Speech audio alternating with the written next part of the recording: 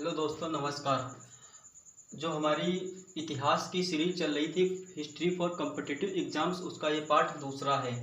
हम लोगों ने अपने पहले वीडियो में पढ़ा था कि इतिहास किसे कहते हैं, इतिहास के बारे में जाना था।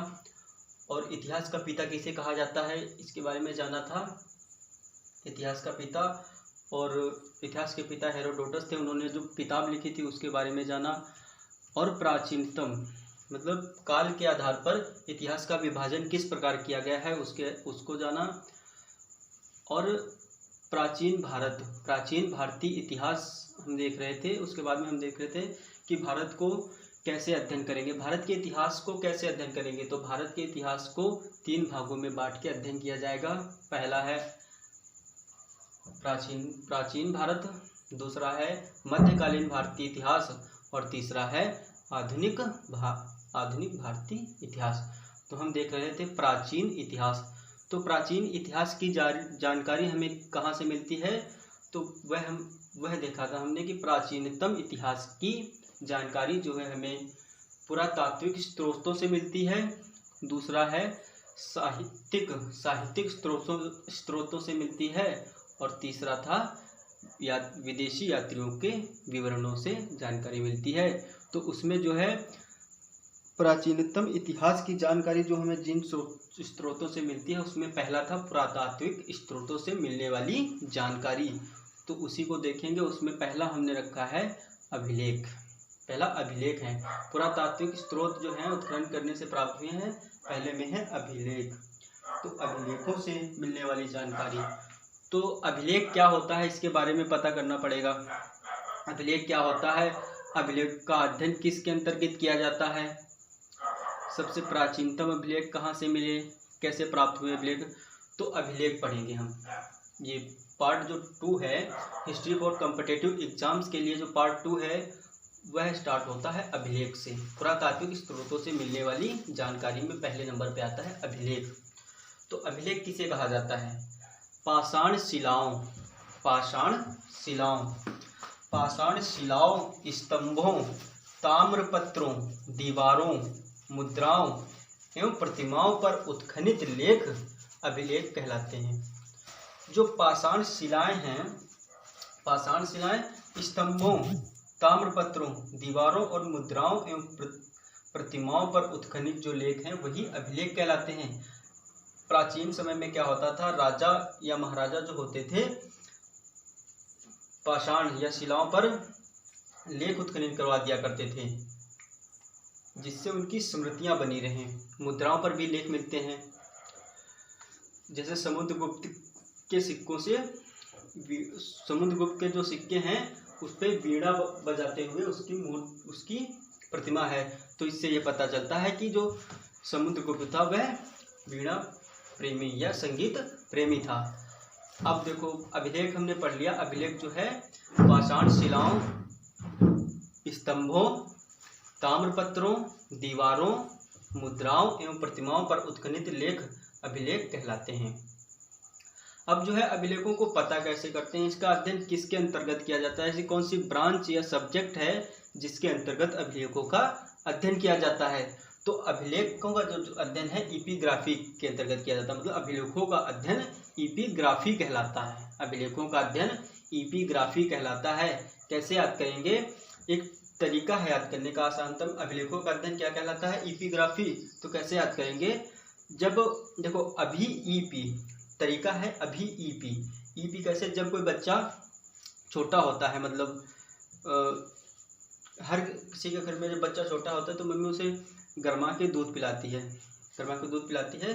तो बच्चा पीता नहीं है गर्म दूध, वो नहीं कहता है नहीं पीऊँगा। तो मम्मी कहती है उससे अभी ईपी, मतलब अभी पी। तो अभी से अभिलेख, ईपी से देखो अभी से अभिलेख देखेंगे, ईपी से एपिग्राफी, यानी अभिलेखों का अध्ययन एपिग्राफी कहलाता है। और जब वही बच्चा बड़ा हो जाता है तो उसके दोस्त लोग कहते हैं अभी ईपी नहीं कहते हैं, उससे कहते हैं अबे पी। क्या पी, कुछ भी पेप्सी वगैरह या पानी वगैरह। वो अभी मम्मी तो इतनी अच्छे से बोलती हैं कि अभी ईपी, लेकिन जब बड़ा हो जाता है उसके दोस्त कहते हैं अबे पी। तो अबे से वही ट्रिक है, 2 पार्ट हैं, वही ट्रिक देखो अबे पी। अबे से ए बी लेंगे, ए बी से अभिलेख, और ईपी से ईपीग्राफी। तो ऐसे याद कर सकते हैं हम लोग, अभिलेखों का अध्ययन ईपीग्राफी के अंतर्गत किया जाता है, या अभिलेखों का अध्ययन ईपीग्राफी कहलाता है। अब अभिलेखों का अध्ययन तो हो गया, तो सबसे पहले अभिलेख कहाँ से मिले, कौन से अभिलेख हैं?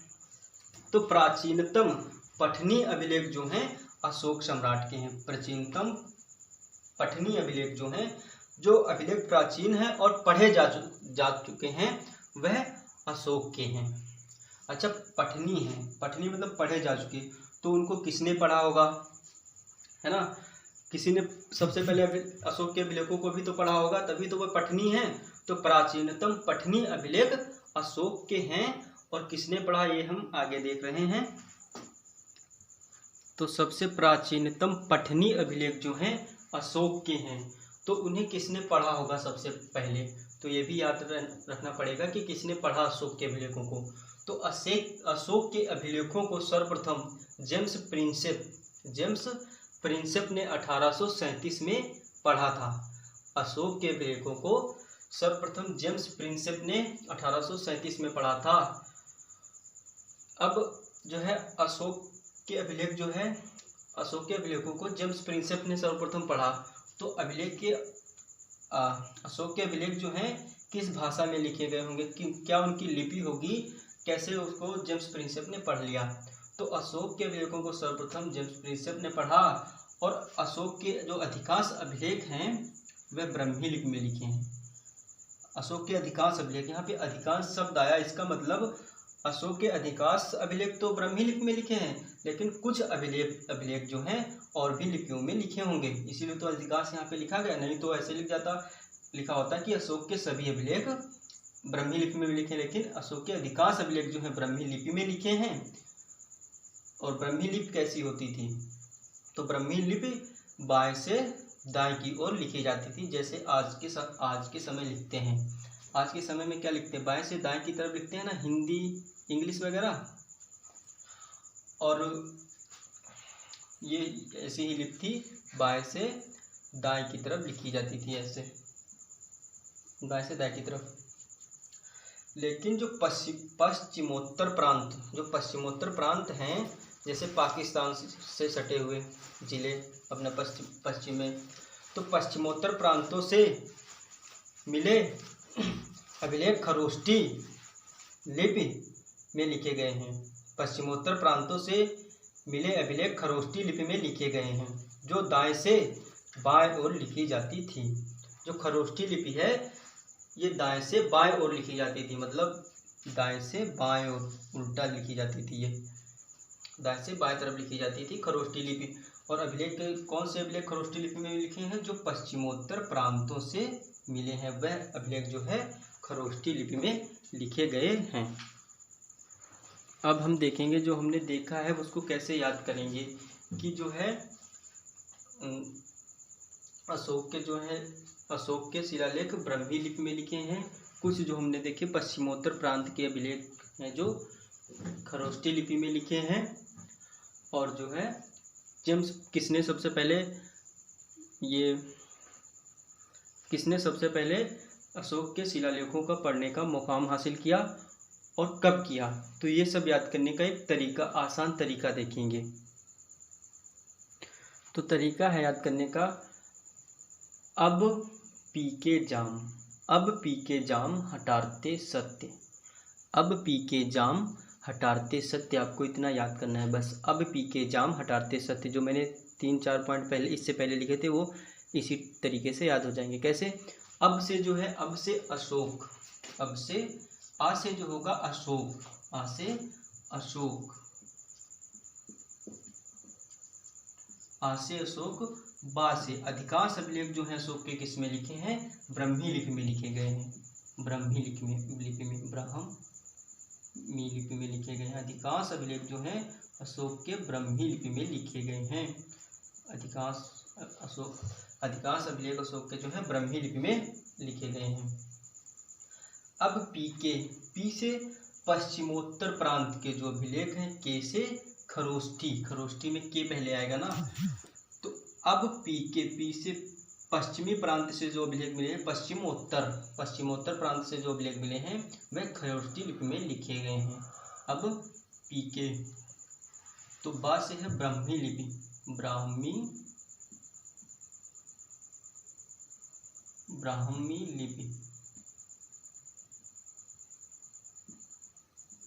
लिपि में लिखे गए हैं। और पी से पश्चिमोत्तर प्रांत, के से खरोष्ठी लिपि में लिखे गए हैं, खरोष्ठी लिपि में लिखे गए हैं। अब जो है,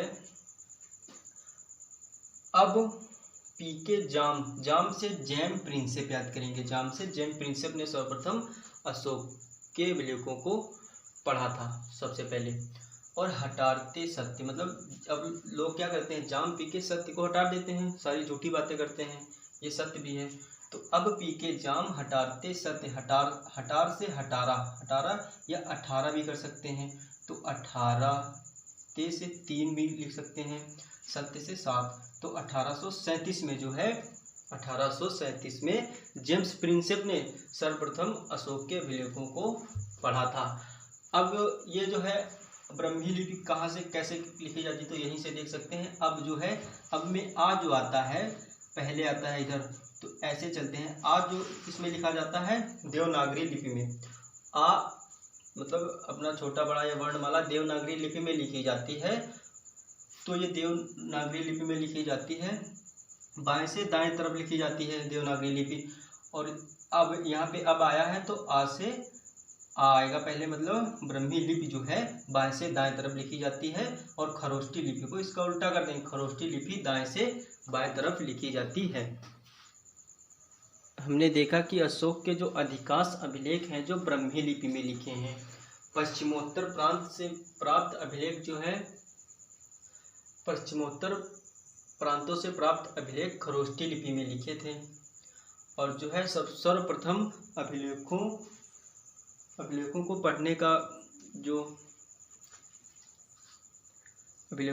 का तरीका जो है किसने खोजा था, जेम्स प्रिंसेप ने अशोक के अभिलेखों को सर्वप्रथम पढ़ा था। अब जो है पाकिस्तान और अफगानिस्तान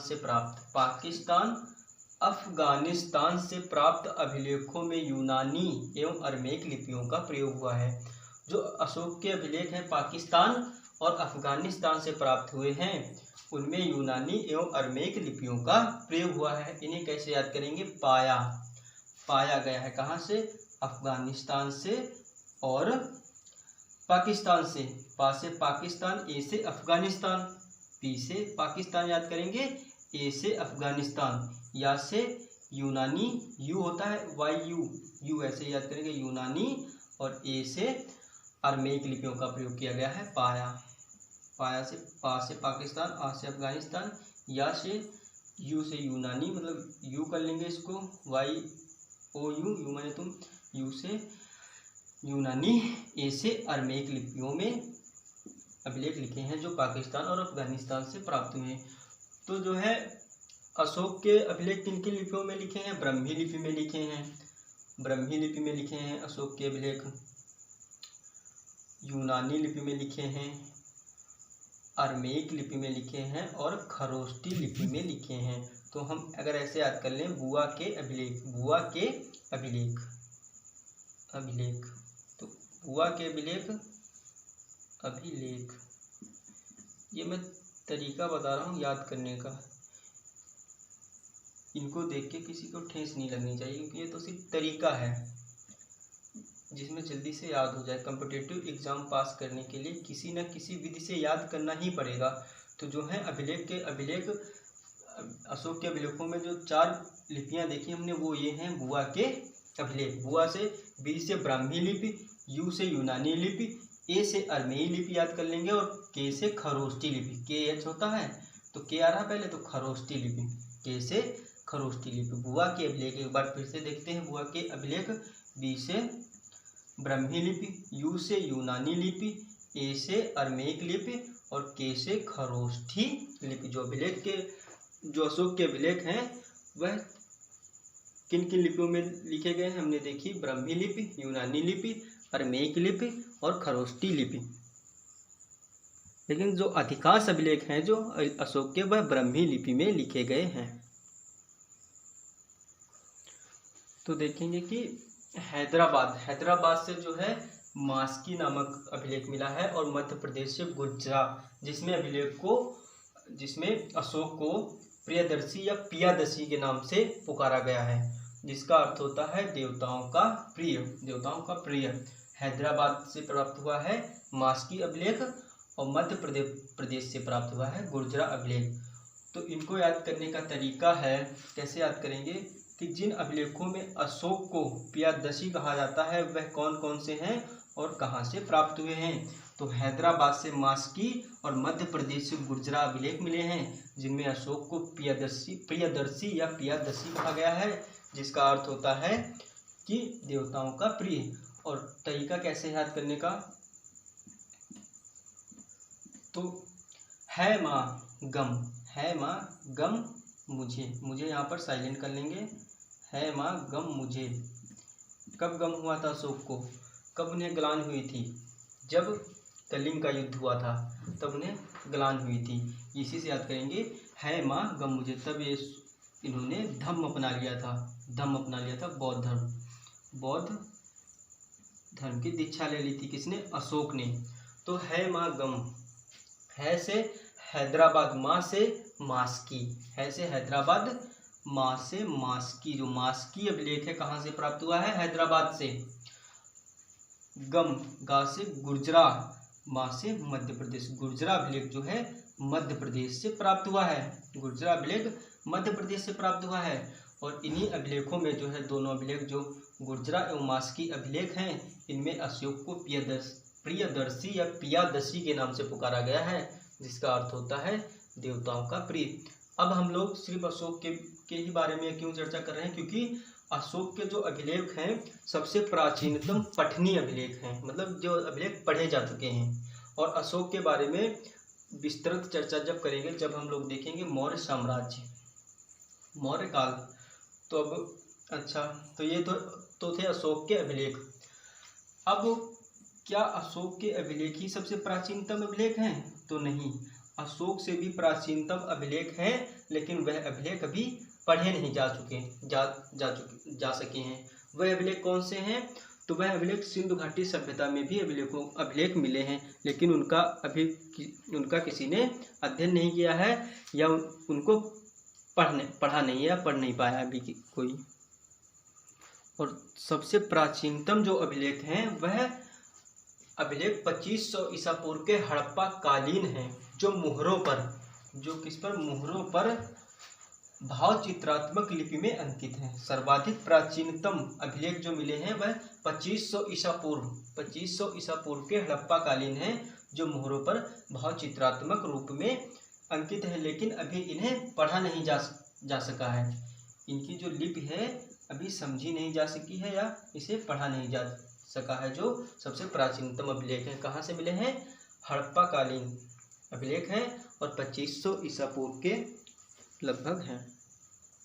हम लोग पढ़ रहे हैं अभिलेख जो है प्राचीन भारत के इतिहास के बारे में किन किन स्रोतों से जानकारी मिलती है, उन्हीं में है पुरातात्विक साक्ष्य। उसी का पहला पार्ट है अभिलेख देख रहे हैं। तो अभिलेखों को कितने भागों में बांटा गया है, तो अभिलेख जो है 3 प्रकार से इन्हें विभाजित कर सकते हैं। प्रथम श्रेणी के अभिलेख, द्वितीय श्रेणी के अभिलेख तथा तृतीय श्रेणी के अभिलेख। तो प्रथम श्रेणी में जो बात कही गई है वह जनता के लिए कही गई है, जनता के अधिकारों के बारे में बात कही गई है। जैसे इसके उदाहरण हैं अशोक के अभिलेख। और द्वितीय श्रेणी के अभिलेख कौन है, जिसमें अनुष्ठानिक कार्य किए गए हैं, अनुष्ठानिक मंदिरों या प्रतिमाएं बनाई गई हैं, मंदिर या प्रतिमाएं देवी देवताओं की बनाई गई हैं द्वितीय श्रेणी के अभिलेखों में। और तृतीय श्रेणी के अभिलेख में क्या कहा गया है कि राजा के विजित, जो राजा युद्ध में जीतता था उसका आख्यान है तृतीय श्रेणी के अभिलेखों में। तृतीय श्रेणी के अभिलेखों में जो है राजा के विजय प्रस्तुतियों का आख्यान मिलता है तृतीय श्रेणी के अभिलेखों में। तो अभिलेख 3 प्रकार से विभाजित कर सकते हैं अभिलेखों को। प्रथम श्रेणी के अभिलेख, द्वितीय श्रेणी के अभिलेख और तृतीय श्रेणी के अभिलेख। अब हम लोग देखेंगे कि महत्वपूर्ण अभिलेख देखेंगे कौन कौन से हैं। यह जो देखेंगे अगले वीडियो में देखेंगे। अगर हमारा वीडियो तुम्हें पसंद आया तो वीडियो को लाइक करें, चैनल को सब्सक्राइब करें और बेल आइकन दबाना ना भूलें। बेल आइकन से क्या होगा कि आपको जो मैं नई वीडियो बनाऊंगा आपको तुरंत मिल जाएगी। धन्यवाद।